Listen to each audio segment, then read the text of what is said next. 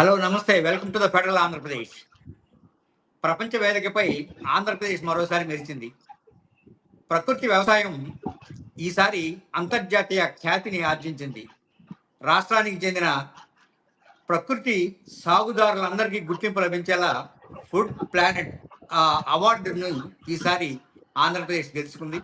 ఆంధ్రప్రదేశ్ ప్రతినిధులు ఇద్దరు స్వీడన్లో నిన్న ఈ అవార్డును స్వీకరించారు.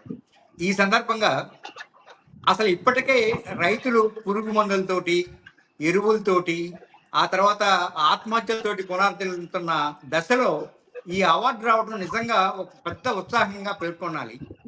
ఈ సందర్భానికి పురస్కరించుకొని అసలు ప్రకృతి సాగు, దాని పూర్వపరాలు, అలానే దాని భవిష్యత్తు, అసలు వర్తమానం చర్చించడం కోసం నాతో పాటు స్టూడియోలో ప్రకృతి శాస్త్రవేత్తలైన ఇరువురు ప్రముఖులు నాతో పాటు ఉన్నారు. వారిలో ఒకళ్ళు కేఎన్ ప్రసాద్ గారు.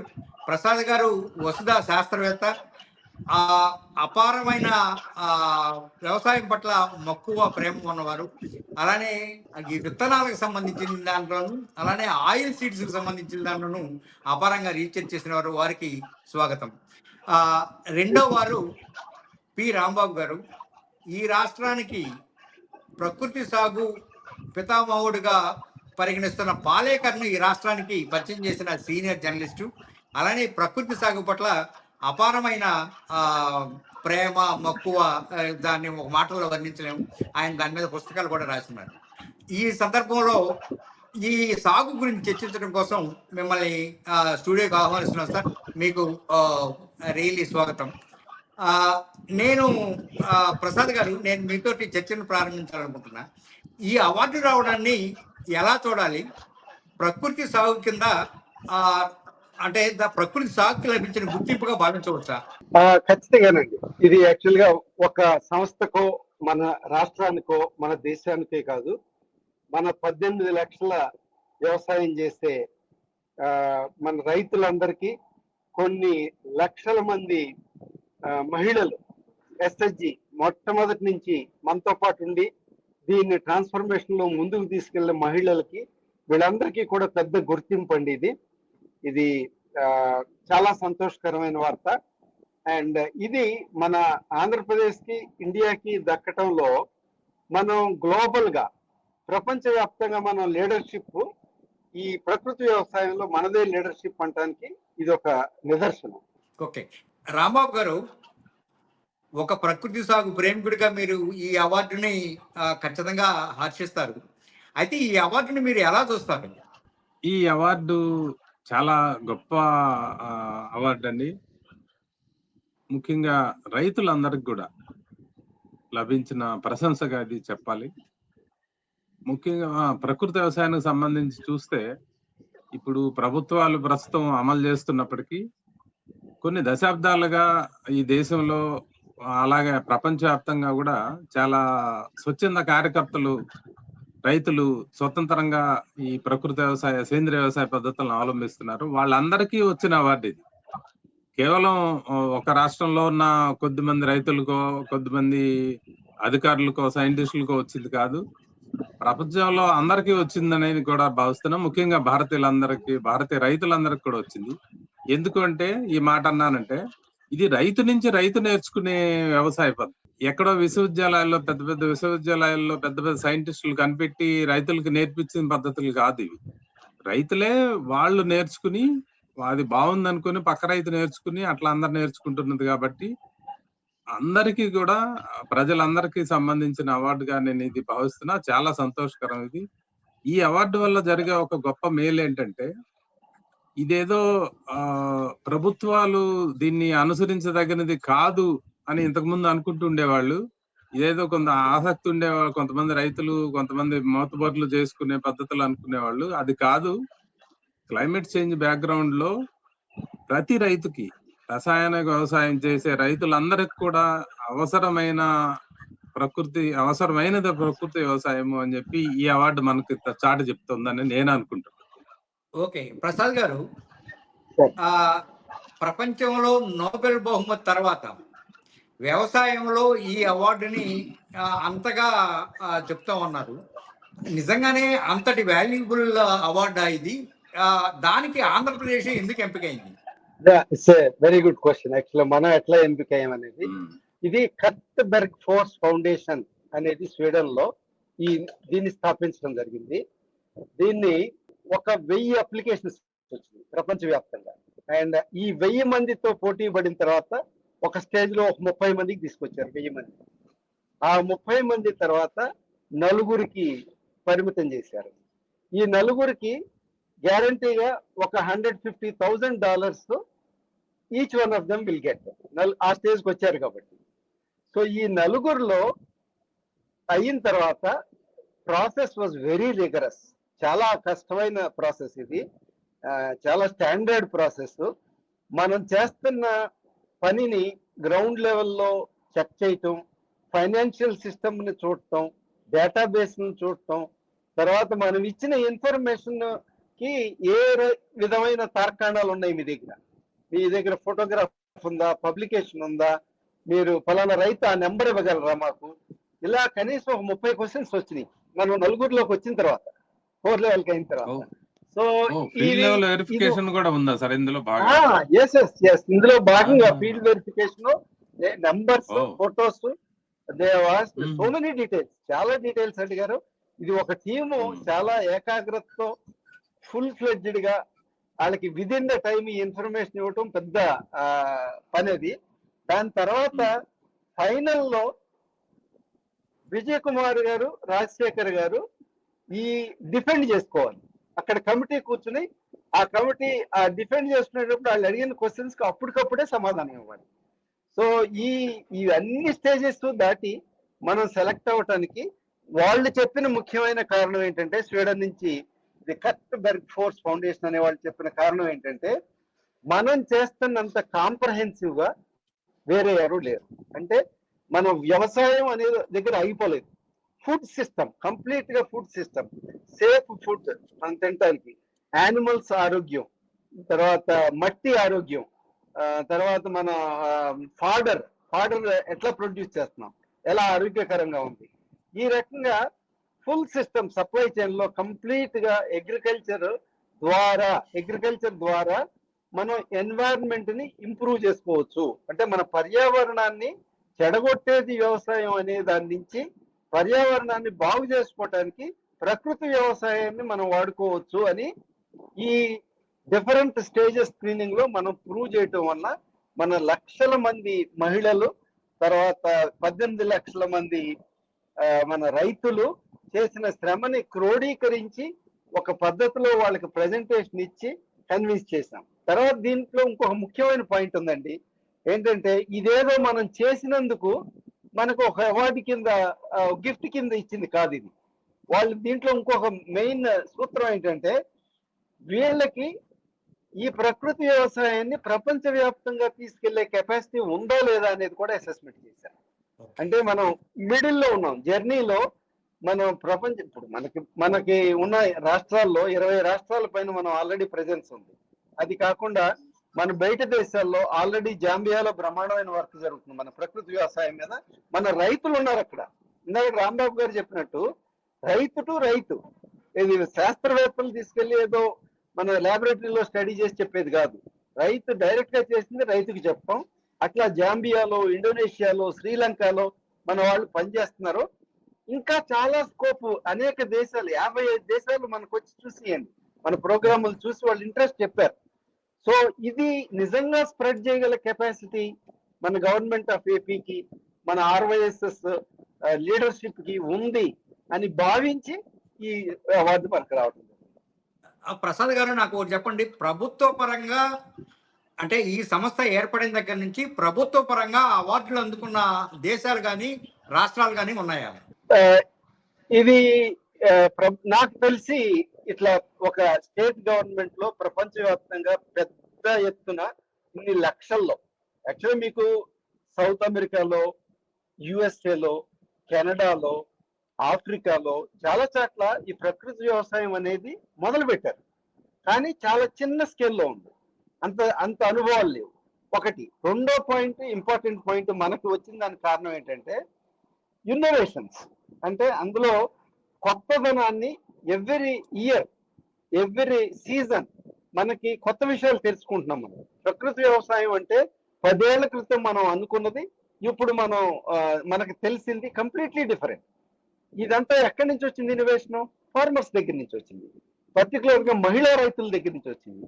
ఇట్లాంటి ఇన్నోవేషన్ కెపాసిటీ ఉన్న రైతుల్ని ఎంకరేజ్ చేయటం ఇది యాక్చువల్ ప్రపంచవ్యాప్తంగా ఫస్ట్ ఎగ్జాంపుల్.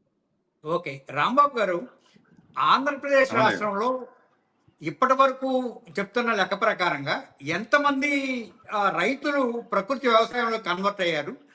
వాళ్ళందరూ సస్టైనబిలిటీ సాధించారా? అంటే ఇప్పుడు ప్రభుత్వం చెప్తున్న దాని ప్రకారం ఏంటంటే ప్రస్తుతానికి 18 లక్షల మంది రైతులు ఈ ప్రకృతి వ్యవసాయం సంబంధించి రైతు సాధికార సంస్థ దగ్గర నమోదు చేసుకున్నారు. నేను అనుకోవటం అందులో కొంతమంది పూర్తిగా కన్వర్ట్ అయి ఉంటారు, కొంతమంది ఇంకా కన్వర్ట్ అయ్యే కన్వర్షన్ దశలో ఉంటారు. రసాయనిక వ్యవసాయం వదిలేసి పూర్తిగా ప్రకృతి వ్యవసాయం చేపట్టాలంటే ఒక దశల వారీగా జరుగుతుంది. కనీసం 3 నుంచి 5 ఏళ్ల దాకా కూడా కొంతమందికి ఆలస్యంగా జరిగే వాళ్ళకి 5 ఏళ్ళు కూడా పడుతుంది. కాబట్టి మొత్తం ఈ ప్రోగ్రామ్ లో ఉన్న వాళ్ళు 18 లక్షల మంది అయి ఉంటారు. అందులో కొంతమంది పూర్తిగా కన్వర్ట్ అయిన వాళ్ళు ఉంటారు. అది ఎక్కడైనా జరిగేది అదే. ఇక్కడ ముఖ్యంగా మనం గమనించాల్సింది ఏంటంటే కన్సిస్టెంట్ గా వాళ్ళ నంబర్ పెరుగుతా ఉంది. ఓకే, ప్రసాద్ గారు, నాకు ఒక డౌట్, అంటే ఇప్పుడు ఇంతకు మునుపు వచ్చిన డౌటే, రైతులు ప్రకృతి వ్యవసాయంలోకి వెళ్ళి లాభాలు లేక లేదా ఉత్పత్తుల ధరలు పడిపోయాను లేదా పెరిగినాయను, ఇదేదో మరో శ్రీలంక లాగా తయారవుతుంది అనే ఒక వాదన కూడా వచ్చింది గత ఏడాది నుంచి. అది అంతబట్టి నిజం అంటారు? నిజంగానే ప్రకృతి సాగులో అంత నష్టం ఉంటుందా? ఖచ్చితంగా అది తప్పండి. ఎందుకంటే ఇప్పుడు నేను 2017 నుంచి 2026 వరకు ఫీల్డ్ లెవెల్లో ఫార్మర్స్ తో మాట్లాడుతూ చూస్తున్న విషయం ఇది. దీంట్లో ఎక్కువ కాన్ఫిడెన్స్ మాకు, మీరు చెప్పేది తప్పు అంటే మీరు అనుకునేది తప్పు, దట్ ప్రకృతి వ్యవసాయంలో నష్టాలు రావు అని చెప్పడానికి ఎక్కువ కాన్ఫిడెన్స్ ఎక్కడ వచ్చిందంటే, మనం ఒక కొత్త ఎడ్యుకేషన్ ప్రోగ్రామ్ స్టార్ట్ చేసాం. మనం జర్మన్ ఫండ్స్ తోటి Indo German global academy for agro ecology research and learning అని చెప్పి ఒక అకాడమీని స్థాపించాం మనం. ఆ అకాడమీలో 1000 మంది స్టూడెంట్స్ తీసుకోవడం జరిగింది. ఇప్పటికి 3rd ఇయర్ ఈ 1000 మంది స్టూడెంట్స్ ని నిరంతరంగా మనం ఫాలో అప్ చేస్తున్నాం. నెట్వర్క్ చాలా స్ట్రాంగ్ గా ఉంది. వాళ్ళు నిజంగా ఏం చేస్తున్నారు అనేది మనం చూడటానికి అవకాశం కలుగుతుంది. వాళ్ళు మన స్టూడెంట్స్ అవటం వలన మనం చెప్పిన వాటిని మనసా వాచ కర్మణ వాళ్ళు చేస్తున్నారు ఫీల్డ్. అప్పుడు రిజల్ట్స్ ఎలా ఉన్నాయనేది చూడటం జరిగింది. సో ఇంతకు ముందు వచ్చిన విమర్శ, మీరు ప్రకృతి వ్యవసాయంలో గనక మారితే మీకు దిగుబడి తగ్గుద్ది, నష్టాలు వస్తాయి అనేది కంప్లీట్ గా రాంగ్ అని మేము ప్రూవ్ చేయడం జరిగింది. ఒక్క ప్యాడీలోనే 400 ఫార్మర్స్ ని క్లోజ్ గా కంప్లీట్ సీజనల్ డేటా అంతా తీసుకుని మేము ప్రూవ్ చేయడం జరిగింది. దట్ మీకు ఫస్ట్ ఇయర్ లోనే నష్టాలు రావు. మీకు కొన్ని చోట్ల సేమ్ ఈల్డ్ రావచ్చు, కానీ మీ యొక్క వ్యవసాయ ఖర్చు విపరీతంగా తగ్గిపోతుంది. ఫెర్టిలైజర్స్ లేవు, కెమికల్స్ లేవు, మీకు దున్నటం కూడా చాలా తగ్గుతుంది. సో దీంతో ఖర్చు తగ్గింది, లేబర్ ఖర్చు తగ్గింది, దాన్ని మీకు కెమికల్స్ ఖర్చు తగ్గింది, దాని దిగుబడి సేమ్ వచ్చినా కూడా చాలా మందికి లాభం వచ్చింది. అంటే నెట్ ఇన్కమ్ ఏదైతే ఉందో అది వితౌట్ ఎక్సెప్షన్ అందరికీ నెట్ ఇన్కమ్ పెరిగింది. వీళ్ళు కొంతమందికి సమానంగా వచ్చింది, కొంతమందికి ఎక్కువ వచ్చింది. ఎందుకంటే ఇదంతా కూడా మనం ఎంత సిన్సియర్ గా ఆ చెప్పిన ప్రాక్టీసెస్ ని ఫాలో అవుతామో దాన్ని బట్టి కూడా ఉంటుంది. సో అది మామూలుగా వ్యవసాయ శాస్త్రంలో మనం ఏం చేస్తామంటే టాప్ డౌన్ ఒక టెక్నాలజీ ఐసీఆర్ కానీ యూనివర్సిటీ కానీ డెవలప్ చేసి ఇగో దీన్ని మీరు ఇట్లా ఫాలో అవ్వండి అని చెప్తాం. కానీ ఇది బాటమ్ అప్ అయినప్పుడు ఏమవుద్ది, మనకు అనంతపూర్ లో ఉన్న విషయం వేరు, పక్కనే ఉన్న సత్యసాయి జిల్లాలో వేరే క్రాప్ కాంబినేషన్ కావచ్చు, వేరే మెథడ్స్ ఫాలో అవ్వచ్చు. సో అందుకని డిస్ట్రిక్ట్ లెవెల్లో అబ్జార్ప్షన్ కి మన సార్ రాంబాబు గారు చెప్పినట్టు 3 నుంచి 5 సంవత్సరాలు కాదు, ఒక్కోసారి 8 సంవత్సరాలు కూడా పడుతుంది. So it is a slow study but permanent. Rambabu గారు, మీరు ఒక జర్నలిస్ట్ గా చెప్పండి, శ్రీలంక అనుభవాన్ని భారతదేశంతో పోల్చడానికి అవకాశం ఉందా? ఉంటే దీనిలో ఏదైనా రాజకీయ కోణం ఉందా? అసలు పోల్చడానికి అవకాశం లేదు. ఎందుకంటే శ్రీలంక అనుభవం, చేదు అనుభవం గురించి జనాలు అందరు మాట్లాడినప్పుడు శ్రీలంకలో అప్పుడు ఏం జరిగిందంటే తీవ్రమైన ఆర్థిక సంక్షోభంలో ఉండి ఎరువులు కొనలేక ఒక రోజు రాత్రి ఆ ప్రధానమంత్రి ప్రకటించారు, ఈ సీజన్ నుంచి రసాయనిక ఎరువులు లేవు మన దగ్గర, మీరు సేంద్రియంగా పండించండి. అది అసాధ్యం అది. ఎందుకంటే ఒక పద్ధతిలో అలవాటు అయి ఉన్న రైతుల్ని ఓవర్ ద నైట్ మార్చడానికి ఉండదు. దిగుబడులు అన్ని కూడా అసలు అంత గందరగోళం ఉంటుంది. ఇక్కడ జరుగుతున్నది ఏంటి, ఒక పద్ధతి ప్రకారము రైతుల్ని శిక్షణ ఇవ్వడము, వాళ్ళకి ఆ ఎరువులు బదులు ఏ ఎరువులు వాడాలి, ఎట్లా వాడాలి, విత్తనాలు ఎలా పెట్టాలి, ఏ పంటలు పక్కన పెట్టాలి, ఏ సమస్యలు వస్తాయి, వాటిని ఎలా అధిగమించాలి, వీటన్నిటిని ట్రైనింగ్ ఇస్తున్నారు. రైతులే ట్రైనింగ్ ఇస్తున్నారు. అట్లా కంటిన్యూస్ గా ఆ హ్యాండ్ హోల్డింగ్ అంటాం, గ్రామ స్థాయిలో హ్యాండ్ హోల్డింగ్, ఆ క్లస్టర్ స్థాయిలో హ్యాండ్ హోల్డింగ్ శాస్త్రీయంగా జరుగుతున్న వ్యవసాయ పద్ధతి మన దగ్గర. ఇది ఎట్టి పరిస్థితుల్లోనే రెండు పోల్చదగింది కాదు. భయపడాల్సిన అవసరం లేదు అని మన రైతుల విజయాలు ఇప్పుడు రుజువు చేస్తున్నాయి. ముఖ్యంగా ఈ అవార్డు వచ్చిన సమయం కూడా చాలా గొప్ప సమయం. ఎందుకంటే పశ్చిమాసియాలో యుద్ధం వల్ల ఎరువులు దిగుమతులు ఆగిపోయి ప్రపంచవ్యాప్తంగా ఈ ఖరీఫ్ గాని వచ్చే రబీ సీజన్ గానీ అసలు రసాయనిక ఎరువులు దొరుకుతాయా లేదా అనే పరిస్థితి సంక్షోభంలో ఉంటే, ఈ సందర్భంలో ఈ అవార్డు ముఖ్యంగా మనకి ఇంతమంది లక్షల మంది రైతులు చేస్తున్న ఈ పద్ధతికి రావడం అనేది ప్రపంచానికి ఒక ఆశాకిరణం లాంటిది, ఒక మాట చెప్పాలి. కాబట్టి శ్రీలంక అనుభవం అనేది తప్పుడు పోలికగా భావించాలి. వాళ్ళకి సంక్షోభంలో జరిగింది, అది మామూలుగా జరిగింది కాదు. ఓకే ప్రసాద్ గారు, దీన్ని రాజకీయాలకు అతీతంగా ఎలా అమలు చేస్తూ వస్తున్నారు, దానిలో మీ అనుభవం ఏంటి? Very good question. యాక్చువల్ గా నేను ప్రపంచవ్యాప్తంగా వెళ్లే మీటింగ్స్ లో కూడా ఈ విషయం చెప్తున్నాను. మన గవర్నమెంట్ ఆఫ్ ఆంధ్రప్రదేశ్ ఏ ప్రభుత్వం ఉన్నా ఈ ప్రాజెక్టు ఆగలేదు, కంటిన్యూస్ గా జరుగుతుంది. మొదట ఒక పార్టీతో మొదలెడితే రెండో పార్టీ వస్తే మళ్ళీ మొదటి పార్టీ వచ్చినా ఎట్లాంటి ఫరక లేకుండా, ఎట్లాంటి విభేదాలు లేకుండా ఈ ప్రోగ్రామ్ ని రైతుల ప్రోగ్రామ్ గా ప్రభుత్వాలు గుర్తించడం జరిగింది. అందుచేత మనకి tremendous support, political support irrespective of the party మనకు వచ్చింది, మంచి సపోర్ట్ వచ్చింది. అది మన స్ట్రెంగ్త్. యాక్చువల్ గా మనకి ఇప్పుడు మనతో పాటు కనీసం 7-8 రాష్ట్రాలు మొదలుపెట్టియండి నేచురల్ ఫార్మింగ్. మనం ఒక్కడమే ఏమి లేము. గుజరాత్ మొదలుపెట్టింది, మధ్యప్రదేశ్ మొదలుపెట్టింది, చాలా రాష్ట్రాలు, తమిళనాడులో చాలా జరిగింది, కేరళ వాళ్ళు చాలా ఇంట్రెస్ట్ చూపించారు. ఎంతమంది ఎంటర్ అయినా మనం చాలా ముందుకు వెళ్ళిపోయాం. మిగతా వాళ్ళు అక్కడ ఉండగానే మనం ముందుకు వెళ్ళిపోయాం. ఎందుకు వెళ్ళిపోయాం? Because of the political leadership irrespective of the party they supported, and the leadership, మన RYSS లో ఉన్న లీడర్షిప్, పర్టికులర్ గా విజయ్ కుమార్ గారు శత్రువు లేని వ్యక్తి, అజాత శత్రువు. ఆయన ఎక్కడా ఆయన నిస్వార్థంగా జీవితాన్ని దీనికోసం అంకితం చేసిన వ్యక్తి. కాబట్టి అందరూ కూడా ఆయన్ని వ్యక్తిగా గౌరవించి, నాయకుడిగా గౌరవించి ముందుకు తీసుకెళ్లారు. సో ఇది చాలా రేర్ ఎగ్జాంపుల్.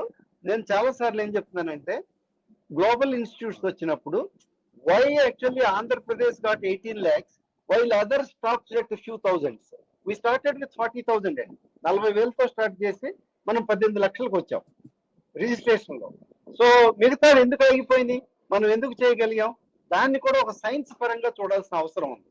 దీన్ని మనకి ప్రపంచవ్యాప్తంగా గుర్తింపు ఎట్లా వచ్చింది అనేది అది కూడా ఒక సైన్స్.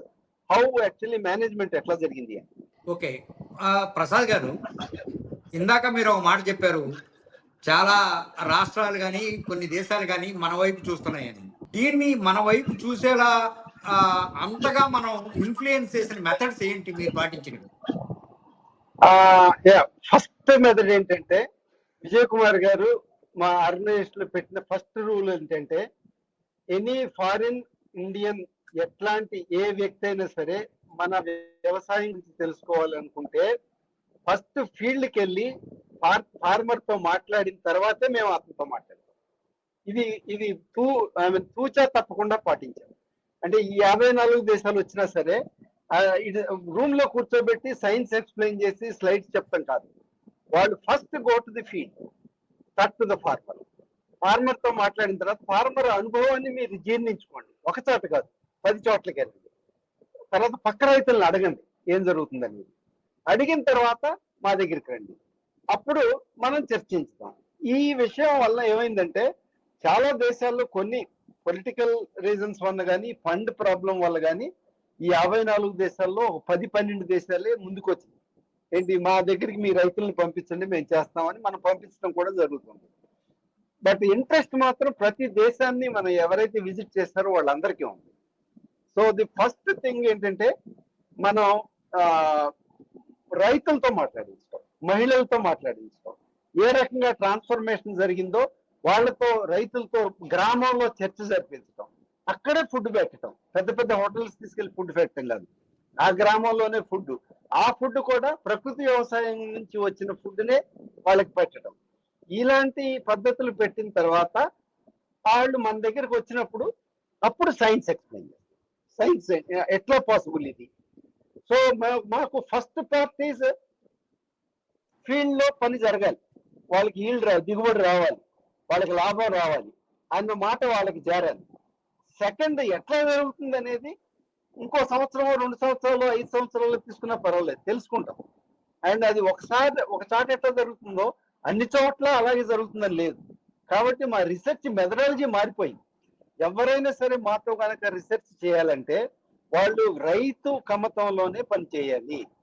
మీరు రిసెర్చ్ స్టేషన్ లో పనిచేస్తే మాకు చెల్లదు. మీరు చేసుకోండి మీ రిసెర్చ్, మేము కాదంటలేదు, కానీ మాతో కలిపి చేసే పనిని రైతు కమతంలోనే పనిచేయాలి, రైతుతో మాట్లాడాలి. ఇట్లాంటి కొన్ని బేసిక్ ప్రిన్సిపల్స్ వల్ల మనకి చాలా పాపులారిటీ గ్లోబల్ గా వచ్చింది. శాస్త్రీయంగా ఎక్కడా నిరూపించబడలేదు అనే విమర్శ ఉంది కదా, దానికి మీ సమాధానం ఏంటి? శాస్త్రీయంగా అది చాలా మంచి ప్రశ్న. యాక్చువల్గా దీంతో మేము చాలా స్ట్రగుల్ అయ్యాం. ఇప్పుడు నేను 35 ఏళ్ళు Indian council of agricultural research లో మామూలు శాస్త్రవేత్త నుంచి డైరెక్టర్ వరకు పనిచేశాను. తర్వాత 2016లో రిటైర్ అయిన తర్వాత నేను ఇందులో జాయిన్ అయ్యాను. నాకు ఈ శాస్త్రీయత మీద పర్సనల్ గాను నా నెట్వర్క్ లోను అనేక చర్చలు జరిగింది. నేను చెప్పిన దాన్ని వాళ్ళు ఒప్పుకోరు, ఖచ్చితంగా ఒప్పుకోరు. అట్లా ఒప్పుకోని పరిస్థితి నుంచి ఇప్పుడు ఈ రోజున మీరు సిచ్యుయేషన్ చూస్తే 5 ICR ఇన్స్టిట్యూట్స్ మనతో పనిచేస్తున్నాయి. వాళ్ళది 3 సీజన్స్ డేటా మన దగ్గరకు వచ్చింది. వాళ్ళే చెబుతున్నారు ఈ దిగుబడి తగ్గలేదు, దిగుబడి పెరిగింది. మనకి సాయిల్ హెల్త్ లో మన సూక్ష్మజీవులు ఎలా ఉన్నాయి అనే దాని మీద రిజల్ట్స్ వచ్చింది. మన న్యూట్రిషన్ లో NPKలు మనం అప్లై చేయకుండా మంచి దిగుబడి ఎట్లా వచ్చింది అనే దానికి నిరూపణ జరిగింది, డేటా వచ్చింది. సో ఇది మార్పు స్లోగా జరుగుతుంది. అండ్ వ్యతిరేకత ఎక్కడ వస్తుందంటే, మోస్ట్లీ వ్యతిరేకత ఎక్కడ వస్తుందంటే, ఎవరైతే శాస్త్రజ్ఞులు రైతుల దగ్గరికి వెళ్లకుండా ల్యాబొరేటరీకి మాత్రమే పరిమితం అయ్యి, టీచింగ్ మాత్రమే పరిమితం అయ్యి ఉన్న వాళ్ళకి టైం పడుతుంది మార్పుకి అర్థం చేసుకోవడానికి. ఎవరైతే కేవీకోల్లో ఉన్నారో, ఎవరైతే ఫీల్డ్స్ కి రెగ్యులర్ గా ఫార్మర్స్ తో మాట్లాడతారో వాళ్ళు ఎవరు కూడా అబ్జెక్షన్ చెప్పలేదు ఎన్ని మీటింగ్స్ లో జరిగినా కూడా, ఎందుకంటే వాళ్ళు చూస్తున్నారు ప్రత్యక్షంగా వెళ్ళి. కాబట్టి శాస్త్రీయతతో ఎట్లాంటి వ్యతిరేకత, హైపోథసిస్ ప్రకారం fully we are convinced, we have the hypothesis, we have the data. Now మేము మన డైరెక్టర్ జనరల్ ICR ని మనం ఆహ్వానించాం, ఇక్కడ రమ్మని, హైదరాబాద్కి రమ్మని. హైదరాబాద్కి వచ్చి హైదరాబాద్ లో ఉన్న అన్ని ICR ఇన్స్టిట్యూట్స్, యూనివర్సిటీస్ కూడా కూర్చోబెట్టి వాళ్ళ చేత ఎవరైతే ICR ఇన్స్టిట్యూట్స్ పనిచేసి డేటా తీస్తారో వాళ్ళనే DGICR కి ప్రెజెంటేషన్ చేయమంటున్నాం. అప్పుడు ఈ వ్యతిరేకత అనేది చాలా వరకు తగ్గుతుంది. ఎందుకంటే ఎక్స్పీరియన్స్, సెల్ఫ్ ఎక్స్పీరియన్స్ లేనప్పుడు వ్యతిరేకత వస్తుంది. ఓకే ప్రసాద్ గారు, నాది ఒక ప్రశ్న అండి. ఇది ఒక విమర్శ కూడా ఒకటి ఉంది. రాష్ట్రంలో ప్రకృతి సాగుదారులకు సంబంధించిన అంకెల గారడి ఒకటి నడుస్తుంది. దానికి ఈ రైతు సాధికార సంస్థలు లేదా వ్యవసాయ శాఖ పనిచేస్తుంది అనుకున్న లెక్కలు కొన్ని ఉన్నాయి. దాని మీద మీరేమంటారు? మంచి ప్రశ్న అండి. దీన్ని యాక్చువల్గా మేము ఇంతకుముందు మాకు ఇప్పుడు కూడా ఉర్వి అనే ఒక యాప్ పెట్టి అందులో ఫార్మర్ పేరు, ఫార్మర్ ఫోన్ నెంబరు వాళ్ళకి లింక్ చేయడానికి ప్రయత్నిస్తున్నాం పట్టాతోటి. ఒక్కోసారి ఏమవుతుందంటే మనతో పాటు ఉండేది మహిళా రైతు పేరు మీద మీకు భూమి ఓనర్షిప్ ఉండకపోవచ్చు, కానీ ఆ కమతంలో జరుగుతుంది ఆల్రెడీ ప్రకృతి వ్యవసాయం. సో ఏదైతే ఇప్పుడు ఎన్ఎంఎన్ఎఫ్ అని ఏదైతే చెప్పానో వాళ్ళు ఈ ప్రశ్న చాలా గట్టిగా అడుగుతున్నారు మమ్మల్ని. ఏంటంటే మీరు 18 లక్షలు ఉంటే 18 లక్షలకి మీరు మాకు డేటాబేస్ ఇవ్వండి, మేము వేరే ఇండిపెండెంట్ ఏజెన్సీతో మేము వెరిఫికేషన్ చేయిస్తాం అంటున్నారు. సో ఈ ప్రాసెస్ ఖచ్చితంగా జరుగుతుంది. అండ్ దెన్ ఏదైతే డేటాబేస్ లో మేము ఇంతకు ముందు ఫాలో అయిన ప్రాసెస్ నేషనల్ లెవెల్లో దాన్ని హార్మోనైజ్ చేయడానికి ప్రయత్నాలు జరుగుతున్నాయి. ఆల్మోస్ట్ 60% ఆఫ్ ది ఫార్మర్స్ ని డేటాని మేము తయారు చేసి ఎన్ఎంఎన్ఎఫ్ కి సబ్మిట్ చేయడం కూడా జరిగింది. సో ఇవి ఏవైతే విమర్శలు ఉన్నాయో వాటికి గట్టిగా సమాధానం వస్తుంది. కరెక్ట్ గా మనం ఐడెంటిఫై చేయగలం ఫార్మర్ ఎవరు, ఎక్కడ ఉన్నాడు, సర్వే నెంబర్ ఎంత. అండ్ మన ఆంధ్రప్రదేశ్ ప్రభుత్వం కూడా మీకు తెలిసే ఉంటుంది, వీళ్ళు టెక్నికల్ గా ల్యాండ్ మాస్ ని జియో కోఆర్డినేట్స్ తో తయారు చేయడానికి అన్ని కమతాలకి మొత్తం ఆంధ్రప్రదేశ్ లో అన్నిటికీ టెక్నాలజీతో ముందుకెళ్తారు. అప్పుడు మీకు అసలు విమర్శకు తావేలేదు. ఏ ల్యాండ్ మాస్ లో ప్రకృతి వ్యవసాయం జరుగుతుంది, దాన్ని మనం శాటిలైట్ తో కూడా గుర్తించే అవకాశాలు కూడా వస్తున్నాయి. సో ఇది ఒక్కోసారి మీరు ప్రోగ్రెస్ అవుతున్న కొందికి మీకు కొంత వ్యతిరేకత అనేది సమాజంలో కామన్, కానీ దాన్ని ఖచ్చితంగా మేము ప్రూవ్ చేసుకోగలం అనే నమ్మకం ఉంది. రాంబాబు గారు, ఈ ఈ ఈ అవార్డు కానీ లేదా ఈ ఈ మొత్తం సెనారియోలో ప్రకృతి సాగును ప్రోత్సహించాలంటే ప్రభుత్వాలు ఏం చేయాలని మీరు అనుకుంటున్నారు? ఇప్పుడు రసాయనిక వ్యవసాయం చేస్తున్న రైతులకి ఎకరానికి వాళ్ళు రసాయనిక ఎరువులు, ముఖ్యంగా యూరియా మీద నాకు తెలిసి 8 నుంచి 9 వేల రూపాయల దాకా సబ్సిడీ వెళ్తుంది ఒక్క ఎకరానికి. కానీ ప్రకృతి వ్యవసాయం చేసే రైతుకి నగదు రూపంలో ప్రత్యేకంగా ఏం ప్రోత్సాహకం రావడం లేదు. ప్రకృతి వ్యవసాయం ఇంకా వేగంగా విస్తరించాలంటే, రైతులు ఇంకా ఎక్కువ మంది టేకప్ చేయాలంటే, ఈ సబ్సిడీ రసాయనిక ఎరువులు రైతులకు ఏదైతే అందుతుందో ఆ సబ్సిడీని కొంత అయినా సరే ప్రకృతి వ్యవసాయం చేస్తున్న రైతులకి అందివ్వాల్సిన అవసరం ఉంది. ఫర్ ఎగ్జాంపుల్, కర్ణాటకలో చిరుధాన్యాల సాగు విస్తృతంగా పెరిగింది ఇతర రాష్ట్రాలతో పోలిస్తే. దానికి కారణం ఏంటి? వాళ్ళు చిరుధాన్యాలు ఎవరైతే పండిస్తారో, అక్కడ ప్రకృతి వ్యవసాయంతో సంబంధం లేదు, చిరుధాన్యాలు ఎవరైతే పండిస్తారో ఆ రైతులకి హెక్టార్ కి 12,000 ఎంతో 15,000 ఇచ్చే స్కీమ్ ఏదో పెట్టారు. దానివల్ల బాగా పెరిగింది వాళ్ళు. అట్లా రైతుకి ఇందులో చాలా పని ఎక్కువ ఉంటది. ప్రకృతి వ్యవసాయం చేసే దాంట్లో వ్యక్తిగత శ్రద్ధతో చేసుకోవాల్సిన పనులు పెరుగుతాయి.